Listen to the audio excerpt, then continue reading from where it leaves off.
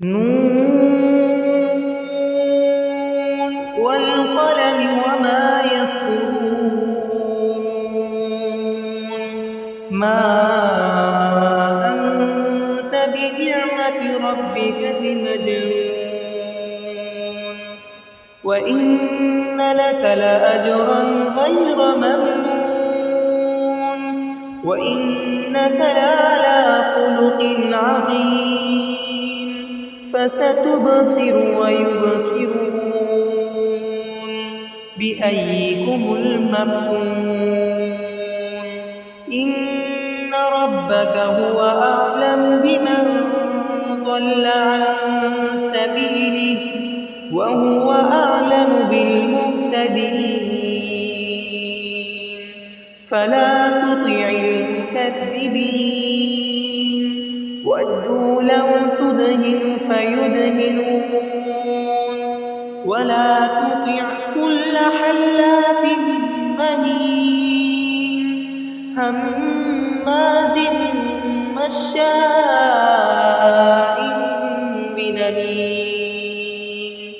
مناع للخير معتد أثيم عتل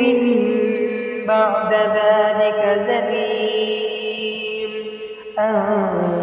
كان ذا مال وبنين إذا تتلى عليه آياتنا قال أساطير الأولين سنسمه على الخرطوم إنا بلوناهم كما بلونا أصحاب الجنة إذ أقسموا ليصرمنها مصبحين ولا يستثنون فطاف عليها طائف من ربك وهم نائمون فأصبحت كالصريم فتنادوا مصبحين أن اغدوا على حرثكم إن كنتم صارمين فانطلقوا وهم يتخافتون ألا يدخلنها اليوم عليكم مسكين وغدوا على حرد قادرين فلما رأوها قالوا إنا لضالون فلما رأوها قالوا إنا لضالون بل نحن محرومون قال أوسطهم ألم أقل لكم لولا تسبحون قالوا سبحان ربنا إنا كنا ظالمين فأقبل بعضهم على بعض يتلاومون قالوا يا ويلنا إنا كنا طاغين عسى ربنا أن يبدلنا خيرا منها إنا إلى ربنا راغبون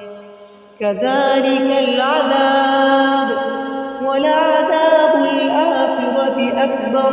لو كانوا يعلمون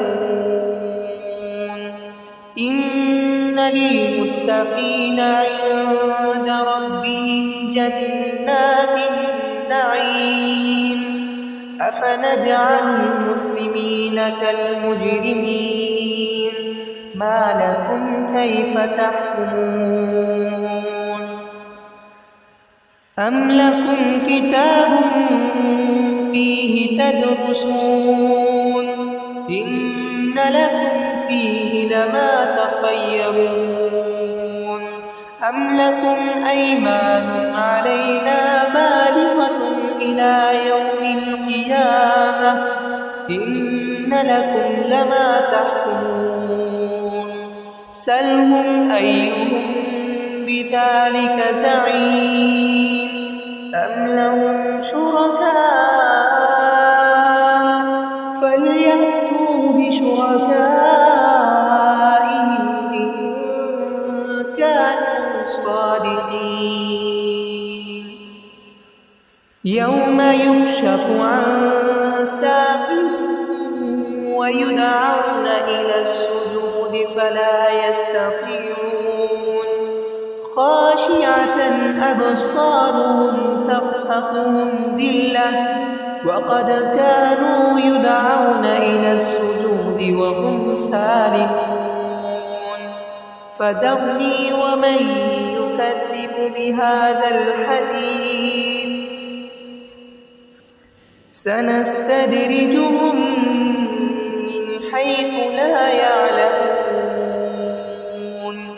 وأملي لهم إن كيدي متين أم تسألهم أجرا فهم من مغرم مثقلون أم عندهم الغيب فهم يكتبون فاصبر لحكم ربك ولا تكن كصاحب الحوت إذ نادى وهو مكذوب لولا أن تداركه نعمة من ربه لنبذ بالعراء وهو مذموم فاجتباه ربه فجعله من الصالحين وإن يكاد الذين كفروا ليزلقونك بأبصارهم لما سمعوا الذكر ويقولون إنه لمجنون وما هو إلا ذكر للعالمين.